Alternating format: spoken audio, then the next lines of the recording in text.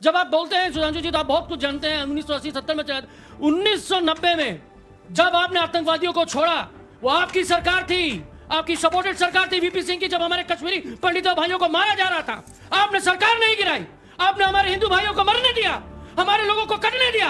लेकिन जब आपकी रथ यात्रा रोकी गई तो आपने सरकार गिरा दी। बोलिए है कि ना है? अगर आपकी सरकार नहीं होती सपोर्ट वाली तो वीपीसी की हिम्मत नहीं थी। ठीक है। लोग चित्कार कर रहे थे कि सुधांशु जी एक डायरेक्ट जवाब। फोन भेजिए, हमको बचाइए, हमको बचाइए। लेकिन आपके छोड़े हुए आतंकवादियों ने पूरे मस्जिदों से आवाम को तो तहस नहस कर दिया। ये है आपकी सच्चाई। हिंदू मरेगा नहीं तो आपको वोट मिलेगा नहीं। देखिए लोग सत्य से किस प्रकार से मुंह मोड़ लेते हैं। जस्टिस गंजू की हत्या कब हुई थी? राजीव गांधी की सरकार में हाई कोर्ट के जज को मार दिया गया। लोया के बारे में बताओ, लोया के बारे में, लोया के बारे में बताइए, लोया के बारे में। आपने क्यों सरकार नहीं गिराई? वीपीसी की सरकार को क्यों नहीं गिराया? बोलिए, जवाब दीजिए। सुनिए वो घटना हुई है जनवरी 1990 में और उस जमाने में वीपीसी की सरकार थी कि नहीं थी? आपकी सपोर्टेड सरकार 1990 में आई है। बोलिए है या ना? परेशान हो रखा है, अभी परेशान बता रहे हैं हमने जो किया बताते हैं। उस जमाने में इंफॉर्मेशन सुनिए, राज्यपाल का राजीव जी ने निकाल दिया, इन्होंने फिर उसको बनाया वापस से राज्यपाल, और उन्होंने सवारे लोगों को बोला जाइए जाइए, अभी चले गए। अभी माहौल ठीक नहीं है। आप लोग घोषणा करते हैं देशभक्ति का, हिंदुओं के पक्षधर है। मैंने हिंदुओं के पक्षधर हम सब हैं, जितने भारतीय हैं, जितने मुसलमान हैं। जिस तरीके से दिल्ली में अभी आग लगी, किसी मुसलमान भाई ने अपने पूरे दुकान के पूरे बिस्तरों को छोड़ दिया। अरे हिंदुओं ने क्या, मुसलमानों ने, सबने भारत की आस्था भक्ति की प्रतिमा को। ठीक है, अब जवाब सुनिए कौन हिंदुओं का पक्षधर है मैं बताता हूँ।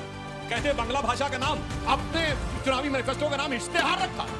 जो कि 1905 में बंग विभाजन के समय नवाब कलीमुल्ला ने हिंदुओं के नरसंहार के लिए जो पैम्फलेट छपाया था उसका नाम इश्तेहार था। अब आइए, अब आप ही नहीं बोलेंगे ना मानव जी, आप हाथ उठाइए, मैं जवाब दूं। अब मैं बताना चाहता हूँ, देखिए उस जमाने में जो 1990 की बात कह रहे हैं, बिल्कुल उस जमाने में इंफॉर्मेशन आने में महीनों लगते हैं।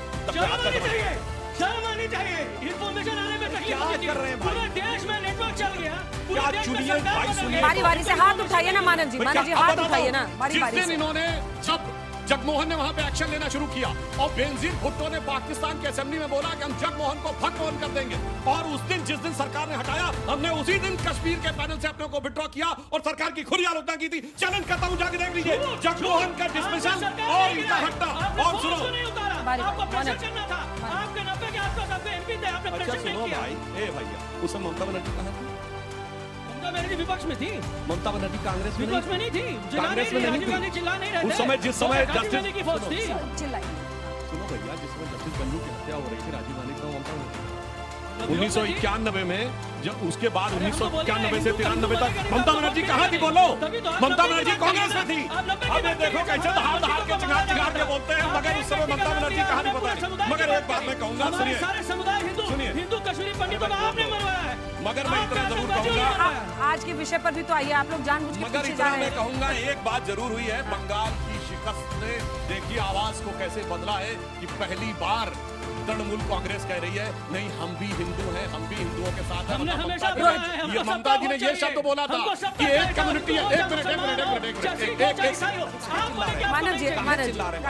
ममता जी ने बोला था कि अगर हमारी सरकार नहीं रही तो एक कम्युनिटी चंद सेकंडों में इधर का उधर कर देगी। आज सरकार गए हुए महीने से ऊपर हो गया है, सब कुछ शांति है और ममता बनर्जी की पार्टी के अस्तित्व पर सवाल बना हुआ है। सारे जो गरीब व्यक्ति है वो प्रताड़ित है।